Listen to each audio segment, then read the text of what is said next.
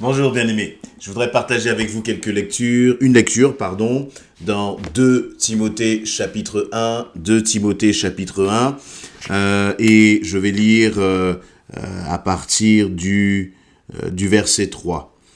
2 Timothée chapitre 1, à partir du verset 3, « Je suis reconnaissant envers Dieu que je sers avec une conscience pure, à l'exemple de mes ancêtres, lorsque continuellement, nuit et jour, je fais mention de toi dans mes prières. Je me rappelle tes larmes. J'éprouve un vif désir de te revoir afin d'être rempli de joie. Je garde le souvenir de ta foi sincère. Cette foi qui se trouvait déjà chez ta grand-mère Loïs et chez ta mère Eunice. À présent, elle habite aussi en toi et j'en suis pleinement convaincu. » Voilà une introduction donc que Paul fait lorsqu'il écrit cette deuxième lettre, lorsqu'il envoie cette deuxième lettre à son fils spirituel Timothée. À plusieurs reprises, il va appeler Timothée mon enfant, il va le considérer comme son enfant, et donc lui, et donc par réciprocité, et comme Paul est comme le père spirituel de Timothée, et là, il va dire ceci, verset 3, « Je suis reconnaissant envers Dieu que je sers avec une conscience pure, à l'exemple de mes ancêtres, lorsque continuellement, jour et nuit, je fais mention de toi dans mes prières. » On voit à travers cela qu'il y a un lien fort entre Paul et Timothée. Paul, d'ailleurs, sa joie, c'est d'accompagner ce jeune Timothée. C'est dans Timothée qui est dans son ministère pastoral. Eh bien, que fait Paul? Il l'accompagne, il le conseille, et plus que tout cela, il prie pour lui. Et on sent vraiment que, à travers l'attitude de Paul, la joie de Paul, c'est de voir le ministère de Timothée grandir. Paul n'a pas un cœur, de jalousie. Il n'a pas un cœur où ce qui compte en lui, c'est son ministère, son appel, la gloire de son appel. Non, ce qui compte pour Paul, c'est que Timothée puisse grandir. Et il prie pour lui. Et je crois que nous avons besoin d'être aussi des hommes et des femmes qui regardons les autres avec amour, qui regardons nos frères et nos sœurs avec amour et qui passons du temps à prier pour eux. Dans ton église, est-ce que tu pries pour tes pasteurs? Dans ton église, est-ce que tu pries pour les responsables des enfants, les responsables de la jeunesse, le responsable de la louange, du ménage, ou je ne sais quel autre service dans l'église dans lequel tu es, engagé. Et ça doit être une joie pour chacun d'entre nous de nous soutenir, de nous encourager les uns les autres. Excusez-moi. Et Paul, lui, il va passer du temps à prier pour Timothée dans ce sens.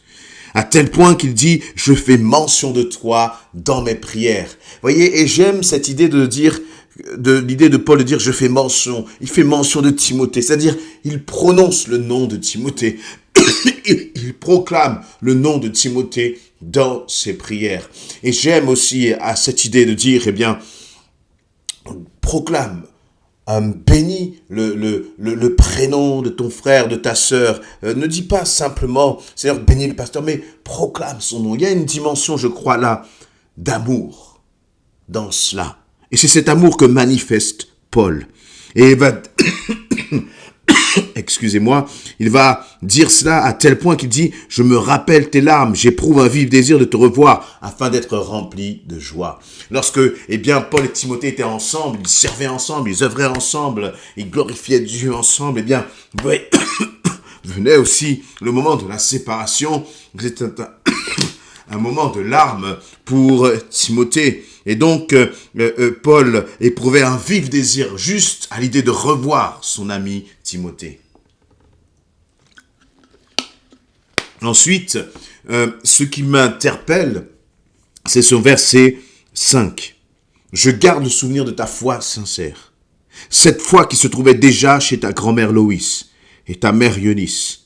À présent, elle habite aussi en toi et j'en suis pleinement confondu. » Là, Paul est en train de mettre en avant Tout à l'heure, je disais que Paul était comme le père spirituel. On voit d'une certaine façon que Timothée avait aussi une mère ou des mères spirituelles. à travers sa grand-mère, Loïs, et sa mère, Eunice. Et c'est parce que ces deux femmes se sont investies spirituellement en Timothée, l'ont accompagné, lui ont inculqué, les enseignements de la parole de Dieu, que Timothée est devenu cet homme qui a pu servir le Seigneur avec zèle. Et c'est ce qui a fait en fait, parce qu'elles ont semé dans le cœur de Timothée, que maintenant, 2000 ans plus tard, on parle encore de Timothée. Que 2000 ans plus tard, il y a la première lettre à Timothée, la deuxième lettre à Timothée. Et je crois que cela doit nous interpeller. Nous aussi, tu es aussi appelé à investir dans le cœur des autres. Tu es appelé à investir dans le cœur de tes enfants. Tu es appelé à investir dans le cœur peut-être de jeunes là, qui sont dans ton église. Parce qu'à travers eux, il y a des Timothées que le Seigneur va lever. Le Seigneur veut t'utiliser, non pas pour toi-même, mais pour que tu sois un instrument de bénédiction. Le Seigneur, je crois, a mis comme des semences dans ta main. Et il faut que toi, tu sèmes dans le cœur des autres, dans la vie des autres. Il faut que tu investisses dans la vie des autres pour le royaume de Dieu. Qu'est-ce qui réjouit Paul? Eh bien, il va le dire, je garde le souvenir de ta foi sincère.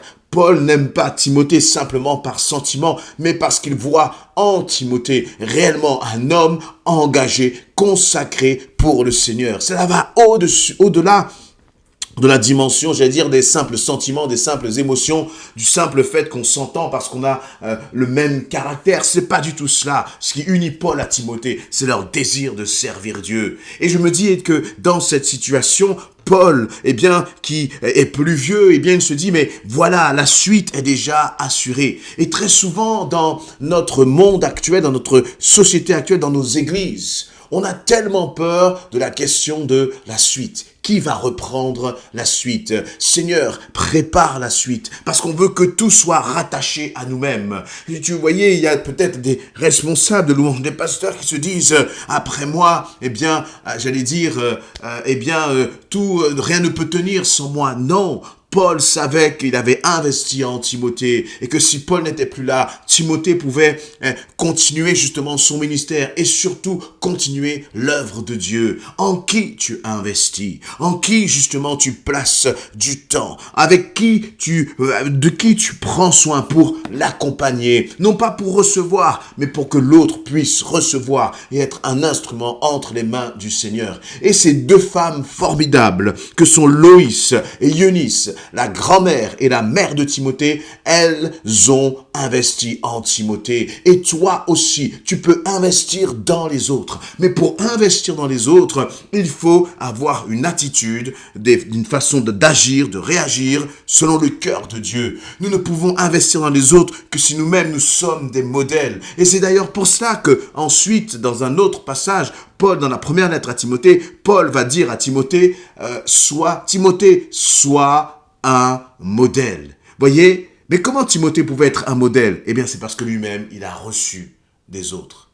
Parce que lui-même, en fait, c'est parce que Loïs et Eunice, ainsi que l'apôtre Paul, ont été un modèle pour Timothée. Et donc, lui a pu reproduire ce modèle et être des modèles pour les autres dans son église. Es-tu un modèle pour tes enfants? Es-tu un modèle pour ceux qui sont autour de toi?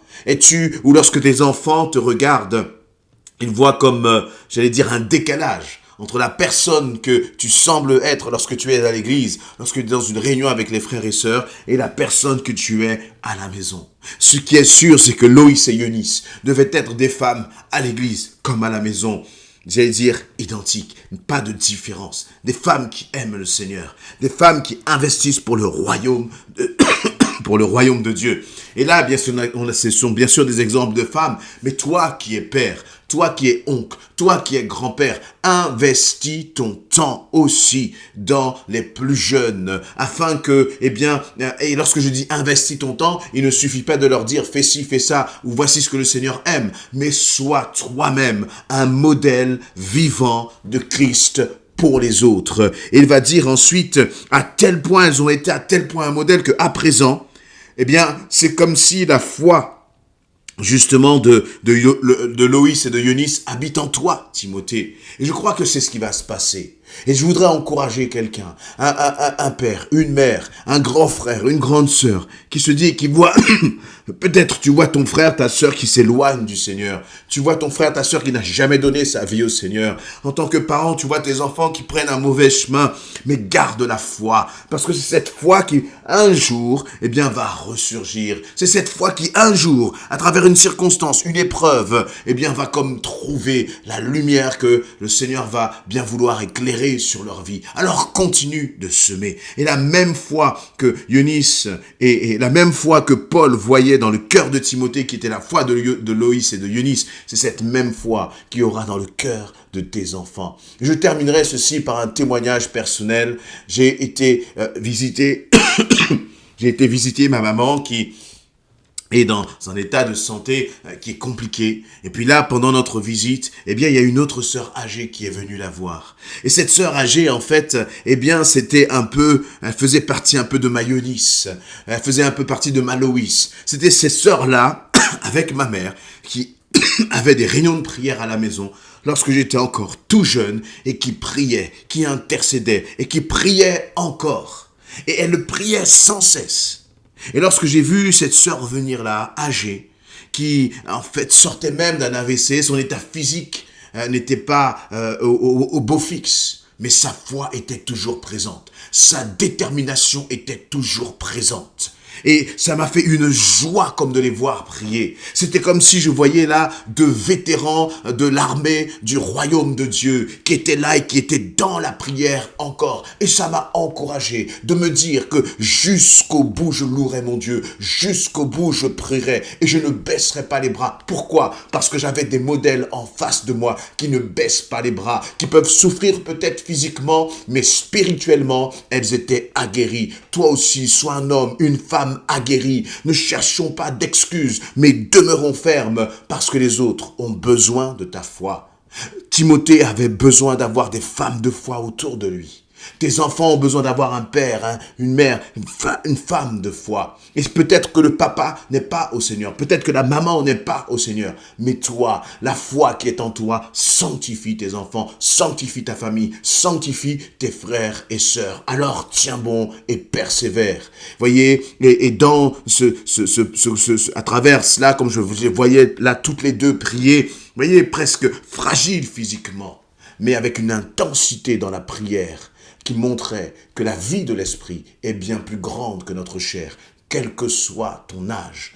L'essentiel, c'est de t'attacher au Seigneur, de rester ferme dans le Seigneur, et tu verras combien le Seigneur va t'utiliser puissamment. Moi qui suis pasteur, j'ai été encouragé par ces deux sœurs. Et j'ai dit merci Seigneur, tu ne regardes pas à ceux qui font des grands discours, tu ne regardes pas à ceux qui font des miracles, mais tu regardes simplement à ceux qui demeurent fidèles dans la foi, qui s'attachent à ta parole et qui persévèrent jusqu'au bout. Et là encore, cette sœur, avant que je parte, m'a dit, je prie pour toi, Eddie, je prie pour ta famille. Mais vous savez, ce n'est pas qu'elle prie simplement là quand elle m'a vu, mais ça fait des années et des années que cette sœur, avant même que je connaisse le Seigneur, priait déjà pour moi. Elle est demeurée fidèle. Moi aussi, Seigneur, je veux demeurer fidèle pour les autres, dans la prière. Et toi aussi, mon ami, je t'engage, je t'invite à tourner ton regard vers les autres, tourner ton regard peut-être vers les plus jeunes, et te dire, Seigneur, je veux aussi prier pour eux. Je veux prier pour leur ministère. Je veux encourager le ministère des autres, afin, Seigneur, que leur ministère grandisse pour l'édification de l'Église.